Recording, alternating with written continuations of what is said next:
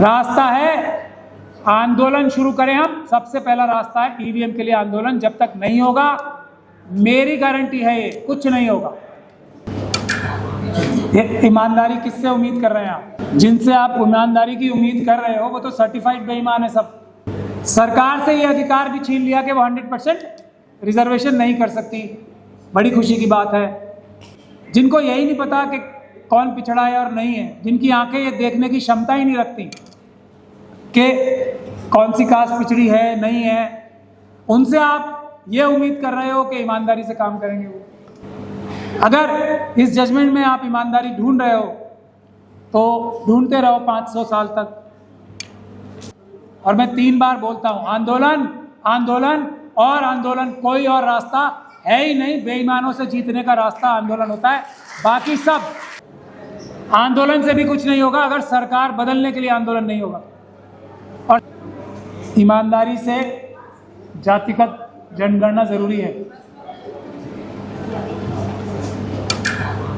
ये ईमानदारी किससे उम्मीद कर रहे हैं आप? पहला शब्द ही गलत है इसमें। जिनसे आप ईमानदारी की उम्मीद कर रहे हो वो तो सर्टिफाइड बेईमान है सब। सिक्का बंद बेईमान लोगों से आप ईमानदारी की उम्मीद करें। ईमानदारी से अगर बात की जाए तो ये लोग 100% प्योर खालिस बेईमान हैं जो मनोवादी मानसिकता के हैं। आज से नहीं, शुरू से हैं, हजारों साल से हैं और आगे तक रहेंगे। तो रास्ता मैं तो बोलता रहता हूं, विल्सन साहब ने बोला, इसमें कोई शक नहीं है कि डीएमके में चले गए हैं, लेकिन डीएमके तमिलनाडु की सरकारें जो आई उन्होंने पूरे भारत में सबसे अच्छा काम किया। थोड़ा बहुत अगर दूसरा कहीं से हुआ तो यूपी में हुआ, मायावती जी के टाइम। बाकी कहीं तो, और डीएमके सरकार ने भी पूरा कार्य नहीं किया। पहली चीज यह है कि हम लोग ईमानदारी से, और इसमें हमें, मैं बार बार इस बात को कहता हूं, अपने अंदर अलग अलग ग्रुप बनाने पड़ेंगे। हम लोग अभी तक कास्ट सेंसस की लड़ाई लड़ रहे हैं। सुप्रीम कोर्ट की जजमेंट्स के बारे में कहा जाता है कि सुप्रीम कोर्ट की जजमेंट ने ये कहा, वो कहा, ये कहा कि 50% का कैप होगा। क्यों होगा उसका पता नहीं किसी को।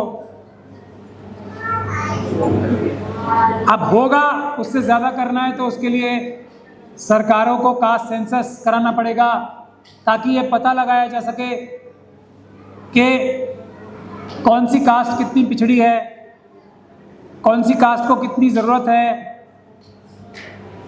लेकिन माननीय उच्चतम न्यायालय ने ये तो कह दिया कि हाँ 100% रिजर्वेशन नहीं होगी, अच्छी बात नहीं है।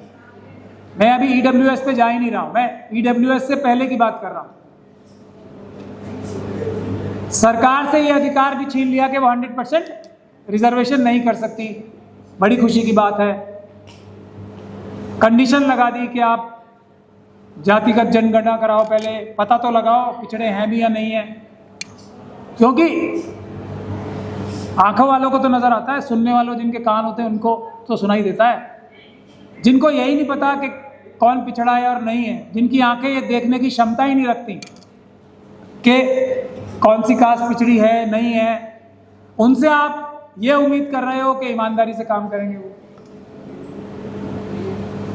तो ये तो कह दिया हाँ जी कास्ट सेंसस होगा, बड़ी अच्छी बात है। सुप्रीम कोर्ट की जजमेंट ने कहा, हम सब बड़े खुश हो गए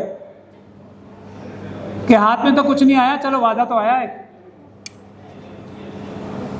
लेकिन ये जजमेंट नहीं बोलेगी कि कास्ट सेंसस भी 3 महीने में करा लो, 4 महीने में करा लो, 5 महीने में करा लो, 5 साल में करा लो, 50 साल में करा लो, 500 साल में करा लो। ये जजमेंट को बोलने की, और ये इस जजमेंट का क्रिटिसिज्म है।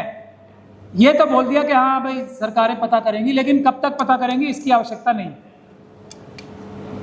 अगर इस जजमेंट में आप ईमानदारी ढूंढ रहे हो तो ढूंढते रहो 500 साल तक।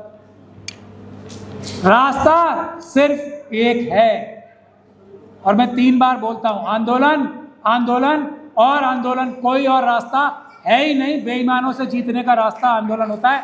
बाकी सब किताबी बातें करते रहो आप जितनी करनी है आपको। दिल को थोड़ी देर शौक खुशी मिल जाती है, आज हमने ये बोल दिया, कल वो बोल दिया।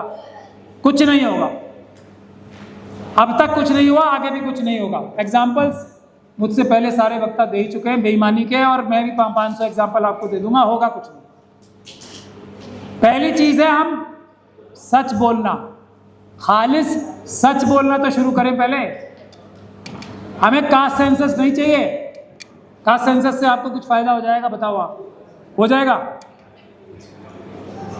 Schedule caste community, schedule tribe community का तो सब सेंसस हुआ है ना, हर बार होता है, झूठा सच्चा जैसा भी होता है। कुछ हो गया उनका? बताओ आप, उनको तो रिजर्वेशन है। कुछ हो गया फायदा? यही आगे भी होगा। तो हम लोगों को दिमाग से सोचना पड़ेगा, सच्चा सच बोलना पड़ेगा। किसी चीज से कुछ नहीं होना, आंदोलन से होना है। आंदोलन से अगर ईमानदार सरकार बनेगी तो आगे कुछ होगा, वरना नहीं होगा। हाँ, बीच में सांस लेने के लिए आप कुछ करना चाहते हैं तो करते रहे।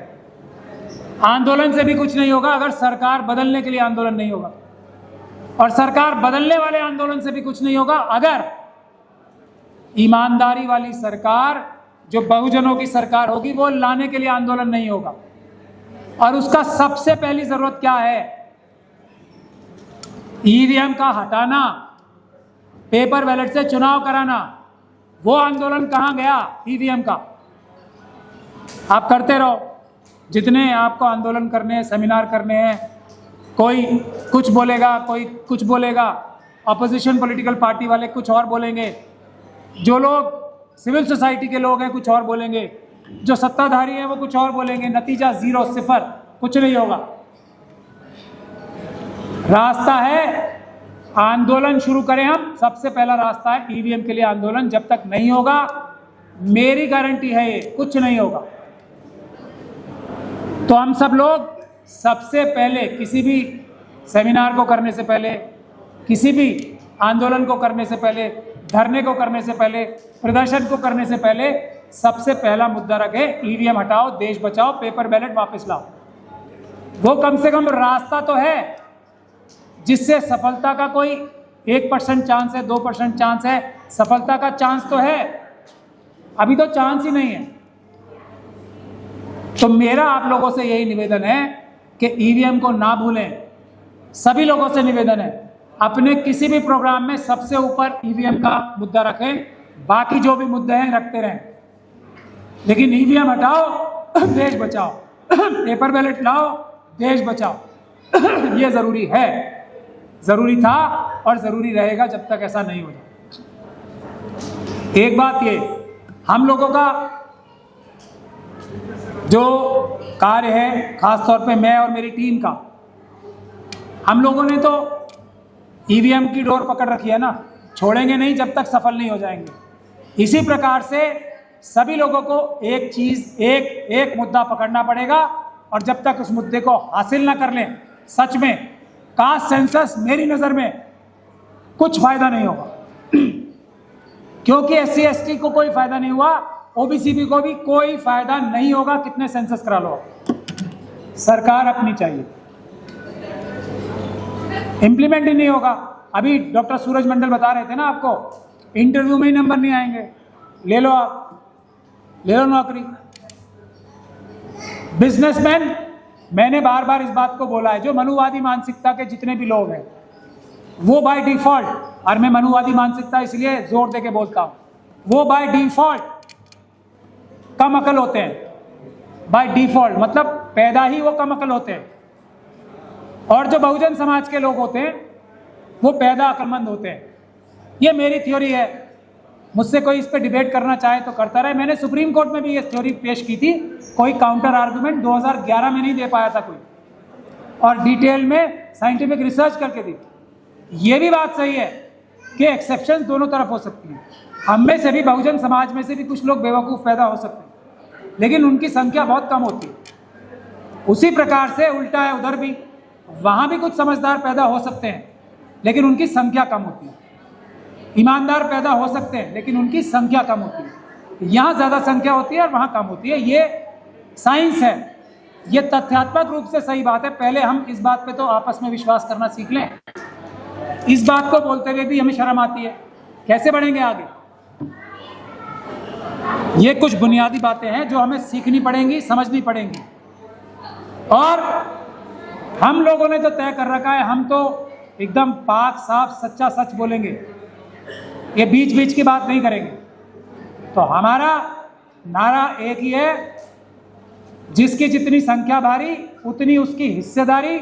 असल में इसके अलावा सब मिथ्या है, सब फ्रॉड है, सब झूठ है, बाकी सब बकवास है। और उसको हासिल करने के लिए अच्छी सरकार आनी है। अच्छी सरकार आने के लिए ईवीएम का आना ज़रूरी है। बाकी आप लोग करते रहो आंदोलन, हम भी करते रहेंगे। लेकिन ये फॉर्मूला है, जिन जिन लोगों के ये फॉर्मूला समझ में आए वो आए, बढ़े, अपना नाम निकलवाएं और लिखें, हमें नाम दें अपना। यही मैं एक आह्वान करके जा रहा हूँ। जो जो लोग आंदोलन करने के लिए तैयार है, हमारे वाला दिखाने वाला आंदोलन नहीं, जेल जाने के लिए, लाठी खाने के लिए, किसी भी हद तक जाने के लिए संवैधानिक रूप से, कानूनी रूप से तैयार है, वो मेरे ऑफिस आए, मिशन सेव कॉन्स्टिट्यूशन के ऑफिस आए, अपना नाम लिखवाएं। सफलता इसी रास्ते से मिलेगी। बाकी संघर्ष जारी है। बहुत बहुत शुक्रिया मुझे यहाँ बुलाने का। जय भीम, जय भारत, जय संविधान।